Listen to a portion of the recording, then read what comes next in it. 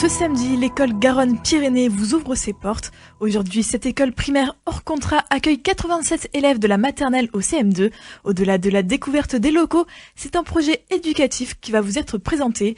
Béatrice Courret, en charge du pôle communication de l'école. Alors, ce projet éducatif s'appuie sur 4 piliers. Donc, le premier pilier, c'est une formation intellectuelle de qualité, avec notamment des méthodes d'apprentissage classiques et éprouvées. Le deuxième pilier, c'est une formation complète de l'enfant. Donc, c'est une formation à la fois humaine, avec l'éducation fondée sur les vertus, et une formation chrétienne. Notamment, les parents promoteurs de cette école ont souhaité que le projet éducatif s'inspire des enseignements de Saint José Maria, qui est donc le pédagogue de l'unité de vie, le saint de l'ordinaire, comme l'a appelé le Saint Jean-Paul II, qui l'a canonisé en 2002. Le troisième pilier, c'est une école qui propose une formation personnalisée, c'est-à-dire que les effectifs sont maîtrisés et on propose à chaque enfant, à partir du CE1, un précepteur qui permettra à l'enfant d'avoir un rendez-vous régulier avec cette personne. Et le quatrième pilier, c'est une école au service des familles. On cherche à soutenir les parents dans leur rôle d'éducateur. C'est-à-dire qu'ils doivent s'impliquer dans le processus d'apprentissage ?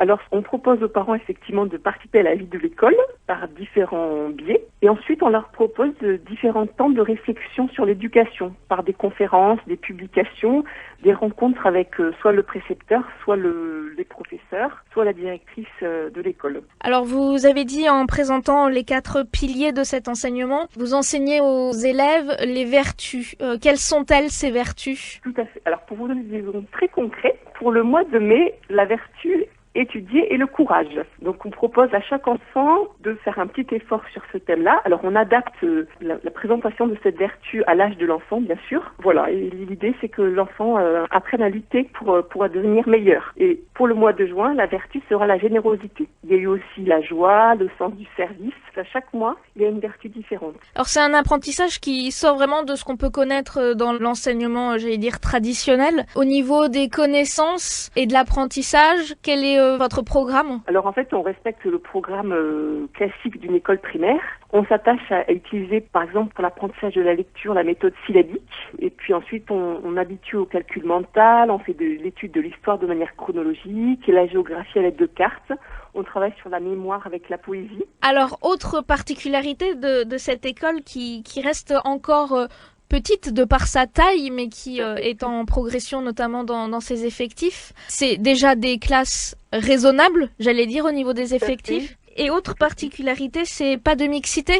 Alors c'est effectivement le grand souhait des parents fondateurs de cette école. Alors pour l'instant, c'est encore trop tôt pour mettre en place ce point-là, mais effectivement, ça serait le souhait d'avoir des classes non mixtes. Mais ça, c'est du plus long terme. C'est une école qui est toute récente, toute jeune, 2014 pour sa première ouverture. Le retour, peut-être déjà, des parents, vous en avez eu, et des enfants ? Oui, tout à fait. Nous avons des retours. Alors, je vous invite à venir nous voir à la journée de porte ouverte, car nous ferons un petit point sur le témoignage des parents. Les parents sont assez enthousiastes de l'évolution de leur enfant, notamment pour l'apprentissage de la lecture, où il y a eu des déblocages au fil de l'année, parce que l'institutrice veille vraiment sur chaque enfant étant unique. Elle souhaite prendre du temps avec chacun d'entre eux pour lui permettre de se développer. Donc c'est vrai qu'on est plutôt ravis des échos que nous avons. Et puis on voit aussi, pour exemple, que dans la cour de récréation, les enfants jouent de plus en plus tous ensemble, et ça c'est vraiment très touchant. Et on sent qu'il y a une ambiance qui se crée, et c'est très enthousiasmant. Quand on parle d'une école hors contrat avec l'État,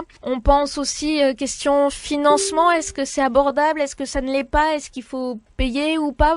Comment se positionne votre école à ce niveau-là pour les parents qui seraient intéressés ? Alors effectivement, nous ne recevons aucune aide de l'État, mais nous sommes très soucieux d'accueillir toutes les familles et on ne veut pas que le problème financier soit un blocage. Donc l'école Garonne-Pyrénées a mis en place un système de bourse sous conditions de ressources pour permettre vraiment à toutes les familles qui le souhaitent d'inscrire leurs enfants. Et ensuite, il y a des tarifs dégressifs en fonction du nombre d'enfants. Voilà, qu'on cherche à faire effectivement pour accueillir toutes les personnes qui adhèrent au projet éducatif de l'école. Un projet éducatif à découvrir samedi avec les enseignants et à travers de nombreux témoignages.